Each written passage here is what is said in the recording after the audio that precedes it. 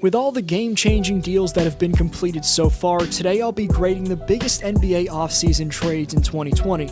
The Warriors doing their best to mimic Clay's production by signing Oubre Jr., new Sixer GM Daryl Morey finding a home for an awful contract in Horford while getting a solid return, and the Suns acquiring an all-time great point guard are just some of the trades that have shocked us. Stay tuned to see which trade's most impactful to their team's chances. If you're already subscribed, welcome back to D-Flow Hoops. If you're new here and a basketball fan interested in NBA rankings, predictions, and stories, please subscribe and click the bell so you get notified every time I post a new video, which is at least twice a week. 1 year after inking into a 4-year, $109 million contract, the Philadelphia 76ers are moving on from Al Horford, who completely underperformed in 2019-20. Horford's $27.5 million cap hit seemed untradeable, but new president of basketball operations Daryl Morey was able to shed the overpaid 34-year-old along with a lightly protected 2025 first-round pick and the number 34 pick in the 2020 NBA draft to the OKC Thunder for Danny Green and Terrence Ferguson. Philadelphia opens up $12 million of space with this deal for the 2021 season, and this deal marked the second time in a week that the three-time champion Danny Green was traded. But Horford was an awkward fit in a Sixer lineup that already included Joel Embiid, and the Sixers ranked 14th in the NBA in offensive efficiency, with Horford griping about his role publicly. Al said mid-season, quote-unquote, "I'm out there for the team and doing what I can to help us, but offensively, I'm very limited with the things that I can do, so I can't control that stuff." The fact that Philly was able to find a trade partner for Horford this fast is a massive organizational victory. Al's value is at a low point, but getting rid of his contract was the first major move under Daryl Morey, and what makes this an A+ acquisition for Philly is the fact that they handled their priority of removing Al from the equation while only having to give up 2 draft picks, one of which is lightly protected and the other is a second-round pick. And maybe Danny Green's playoff shooting has been inconsistent these last 2 years, but he's a guy who knows his role, and at the very least, his veteran presence and title-winning experience should help the young Sixers. The Milwaukee Bucks have made their big move of the offseason, acquiring Jrue Holiday from the New Orleans Pelicans in exchange for guards Eric Bledsoe and George Hill plus 3 first-round picks. And according to Woj, there's also going to be pick swaps involved. Milwaukee sacrifices their entire future in a thinly veiled attempt to try and get Giannis to sign a max extension, but in terms of the move for Holiday, at 30 years old, Jrue's one of the league's best defenders and one of the top players on the trade market. Holiday's a massive upgrade on the other end of the court, as for 2 straight seasons, Milwaukee's dominant regular season offense has looked stilled and predictable against elite playoff defense. It needed more playmaking, more star power, and Holiday provides just that. Also, Jrue just strengthens the Milwaukee Bucks' defensive identity, but by surrendering so many picks, Milwaukee has sent a message to their franchise player Giannis Antetokounmpo that they're all in on winning a championship next season.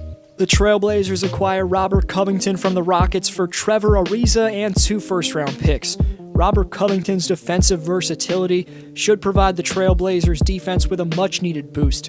Covington doesn't need the ball in his hands to be effective, and that's perfect for the Blazers' offense. Defensively last season, Portland ranked 27th in defensive rating. That's where Covington can change. He's not a one-on-one defensive specialist, but he's a first-class team defender and is extremely smart on that end while having a 7'2" wingspan. He should fit nicely spacing the floor out for Dame and CJ and making up for that backcourt's defensive mistakes. The first major domino of the offseason to fall was Chris Paul heading to Phoenix as the Suns swung a trade with the Oklahoma City Thunder for the future Hall of Fame point guard. Phoenix sent Ricky Rubio and Kelly Oubre Jr., who've already been shipped off by the Thunder in another trade, plus Ty Jerome, Jalen LeCue, and a 2022 first-round pick to OKC for Chris Paul and Abdul Nader. The Suns have missed the playoffs in every season since the departure of Amari Stoudemire in 2010, and they fell just short of breaking that drought in the bubble despite an 8-0 record in the seeding games. Adding CP3 was the biggest step the Suns could have taken towards making that postseason jump, because Chris may be towards the end of his NBA lifespan at 35 years of age, but he carried the Thunder like his prime self in the first round this past postseason, Paul averaged over 21 points, 7 boards, and 5 assists on 48.5% shooting in the Thunder's 7-game series loss to the Rockets. Paul's well known for the impact he has on younger guards on and off the court, from Eric Bledsoe with the Clippers to Shai Gilgeous-Alexander last season in OKC.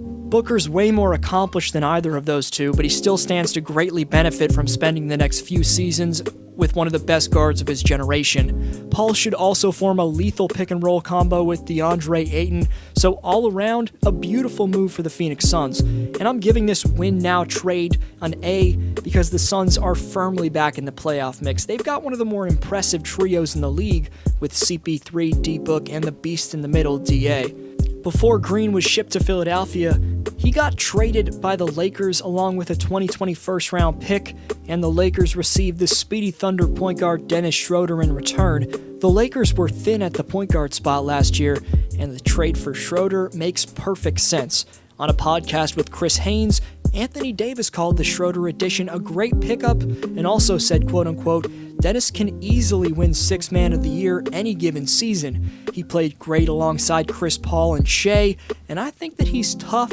He shot the ball well this year, he can get in the paint, he can find guys, and he's very, very scrappy.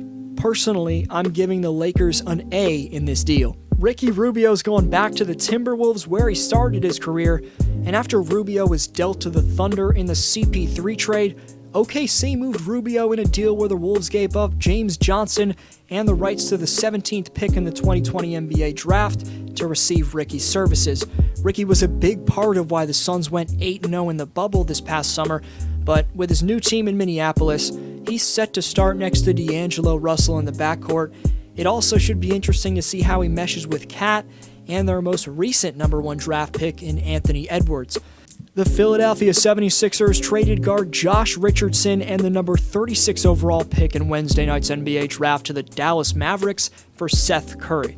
Curry was one of the more efficient three-point shooters in the NBA last year. The Sixers also drafted Kentucky guard Tyrese Maxey, which was a steal, as well as Arkansas's guard Isaiah Joe, clearly emphasizing perimeter scoring and shooting as the team looks to reverse the course of a very disappointing 2019-20. Big changes have come to Philadelphia. Daryl Morey surrounded Joel Embiid and Ben Simmons with a complimentary roster. Now it's on those two superstars to get it done. But while their new coach Doc Rivers will look to build the right system around these two stars, it's going to be very interesting to watch play out. Before the last major deal I'll deeply break down quickly, here's 3 other minor deals that happened. First, Trevor Ariza was traded to the Pistons after his initial move to Houston. Ariza was dealt to Detroit along with the 16th pick in the 2020 NBA draft, and the Houston Rockets got a future first-round pick in return. Ariza's been tossed around the league like a rag doll. Not too much to say about this one other than that. Next, the Brooklyn Nets have acquired guards Landry Shamet and Bruce Brown in a 3-team deal with the Pistons and Clippers that sends Luke Kennard to LA, but Shamet should be a nice shooting option around Durant and Irving for the Nets. And Portland acquires Boston's Enes Kanter in a 3-way deal with Memphis, sources tell ESPN. Memphis gets Mario Hezonja and the 30th pick Desmond Bane from a draft night deal as a part of the trade as well. The Celtics get a future Memphis draft consideration. Not sure what type of impact this has, given Kanter gets exposed guarding the pick and roll every time he steps on the court. But a move that could help the Warriors make up for Klay's injury and therefore swing the Western Conference playoff bracket is the Golden State Warriors acquiring Kelly Oubre Jr. from the Oklahoma City Thunder. The Thunder will receive Golden State's 2021 first-round pick, but only if it falls between number 21 and number 30 overall, according to Woj. If it doesn't, the Warriors are going to send the Thunder 2 second-round picks. After the tragic news of Klay Thompson's second major injury in as many years, Bob Myers and the Warriors front office did an outstanding job finding a versatile offensive threat in Kelly Oubre Jr. Not only does he have elite style off the court like Klay, but Oubre shoots a ton of threes and is an excellent transition player. There's no replacing Klay, but ball fans in the Bay Area should be pretty excited about watching the rising soon-to-be 25-year-old 19-point-per-game scorer in Kelly Oubre Jr. rock a Warriors jersey. 2 shoutouts next video, but the Community Speaks question is, which trade is most impactful to the NBA standings? Follow me on Instagram and Twitter at DFlowHoops to be friends and to stay updated on the channel. Keep watching some of my recent uploads, but this was DFlow, and I'll see you next video.